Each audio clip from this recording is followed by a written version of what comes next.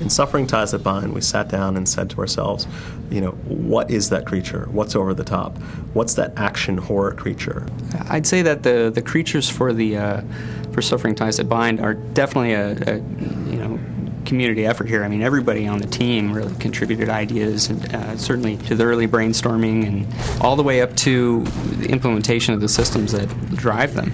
The creatures are all based on some sort of human atrocity. Then we also have certain game mechanics we want to explore, like, well, it's really cool to do a ranged guy who works like this, or we want someone who jumps onto you and grapples you. And then there's our concept artist, Ben Olson, who just sort of draws this crazy stuff that we don't know where it comes from. So this is sort of an example of the collaborative creative process we went through. We kept thinking we really wanted a big creature this time around. All of the creatures in the first game were all sort of human-sized. We sort of had various ideas on that. Nothing was coming together, and then Ben one day shows us this giant wormy figure with these dog heads on it that are sort of coming off like little tentacles, and we thought, hey, that's the guy.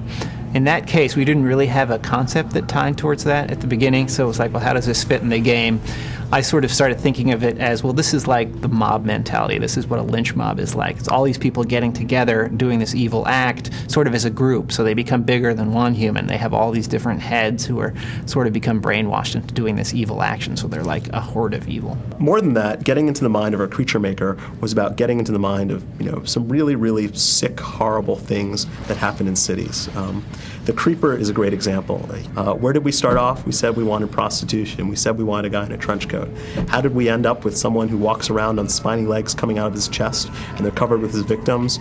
We're not quite sure. But the team in general sees something and knows that's pretty sick. That's the Suffering.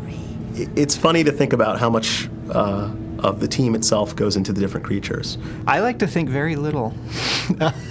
The creatures are so hideous and horrible that, if that's some part of me, I don't want to, I don't want to associate myself with it. There's some creatures that actually resemble guys on the team, which is a pretty scary thing to think about. There's some creatures which act certain ways and, are flighty or quick depending on the fact that one designer or another designer was able to get his hands on it. My wife always tells me I'll start talking about the game. She'll say, no, that's it. I've heard enough. Don't tell me anymore. I always worry if someday if she plays this and she'll think, wow, you came up with some of this? Wow, I don't know about you anymore.